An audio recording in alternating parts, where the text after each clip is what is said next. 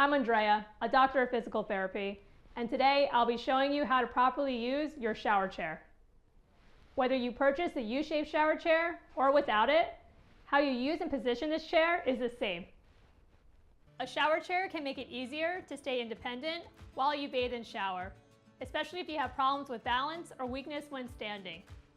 Before use, please confirm with your healthcare provider if you need supervision or assistance from your caregiver while using this chair. Also, keep in mind that the following information is not a substitute for medical advice. First, make sure your chair is an appropriate height according to your needs before placing it in the shower. Adjusting the legs is easy. Snap each leg like so. Make sure all legs are locked and at the same height. Once adjusted, place the shower chair in your bathtub or shower. It's important to prepare your bathroom for your needs while taking a shower in a seated position.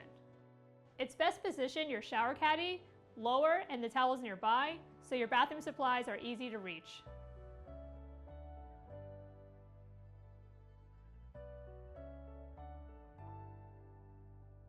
Once you're ready to shower, in order to sit down, make sure that the back of your legs touch the chair. Reach back to the handrails and slowly lower yourself to a sitting position.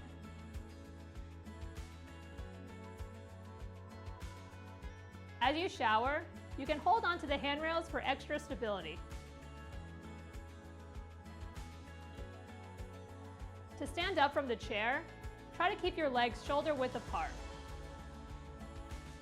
Place your hands on the handles with a secure grip and use them to slowly push yourself up to a standing position. I hope you found this video helpful. If you have any other questions about assembling your stool chair, please check out our assembly video for clear and easy instructions at pelegon.com.